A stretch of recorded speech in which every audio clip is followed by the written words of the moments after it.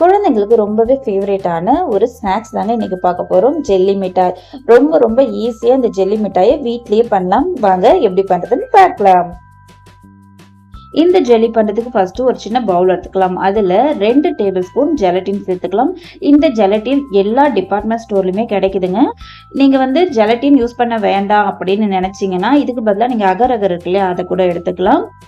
இப்போ இந்த ஜெலட்டின்ல 1/2 கப் தண்ணி சேர்த்து இதை மிக்ஸ் பண்ணிக்கலாம். மிக்ஸ் பண்ணிட்டு இது அப்படியே இருக்கட்டும். அடுத்ததா ஸ்டவ்ல ஒரு அடி கனமான பேன் வச்சுட்டு 1/2 கப் சர்க்கரை சேர்த்துக்கலாம். கூடவே இதுல பாதி அளவு 3/4 கப் தண்ணி சேர்த்துக்கலாம். இந்த சர்க்கரை நல்லா கரைஞ்சு நமக்கு ஒரு திக்கான பாகுபதம் வரணுங்க. அது வரைக்கும் இதை நம்ம நல்லா கலந்து விட்டுக்கலாம். இப்ப சர்க்கரை நல்லாவே கரைஞ்சிருச்சு.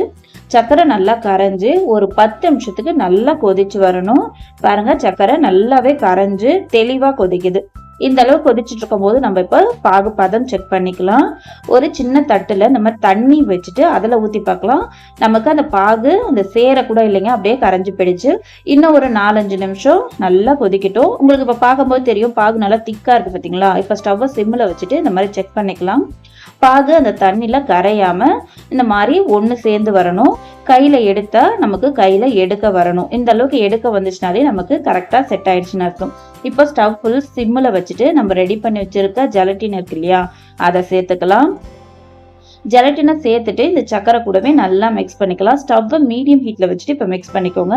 இந்த ஜெலட்டின் சேர்த்துட்டு ஒரு 2 நிமிஷத்துக்கு நல்லா கொதிக்கணும். நல்லா நுர பொங்கி வர அளவுக்கு கொதிக்கணும். பாருங்க, இப்போ நல்லா நுர பொங்க ஆரம்பிச்சிருச்சு. இப்போ ஸ்டவ் ஆஃப் பண்ணிடலாம்.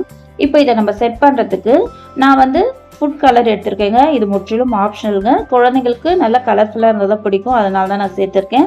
உங்களுக்கு வேணாம்னு நினச்சிங்கன்னா நீங்கள் ஸ்கிப் பண்ணிக்கலாம். நான் orange colour, red colour, green colour எடுத்திருக்கேன்.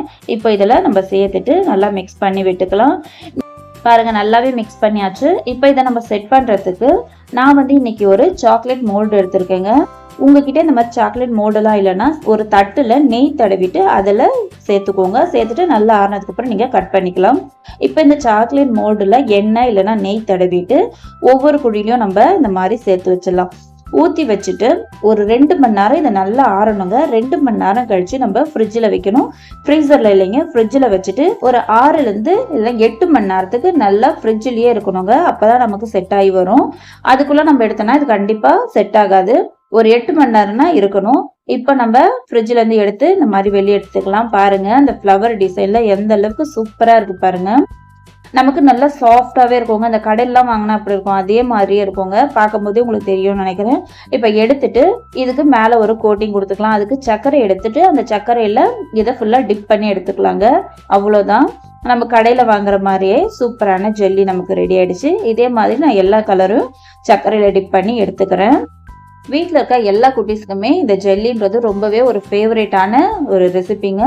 இதே மாதிரி நீங்களும் இதே அளவுகளோட செஞ்சு பாருங்க. உங்களுக்கு ஃபுட் கலர் வேணாம்னா நீங்க அவாய்ட் பண்ணிக்கலாங்க. சூப்பரான ஹோம்மேட் ஜெல்லி ரெடி. இந்த வீடியோ உங்களுக்கு யூஸ்ஃபுல்லா இருக்கும்னு நினைக்கிறேன். யூஸ்ஃபுல்லா இருந்தால் நம்ம சேனலை சப்ஸ்கிரைப் பண்ணிக்கோங்க. கூடவே ஒரு லைக் கொடுத்துருங்க. தேங்க்ஸ் ஃபார் வாட்சிங்.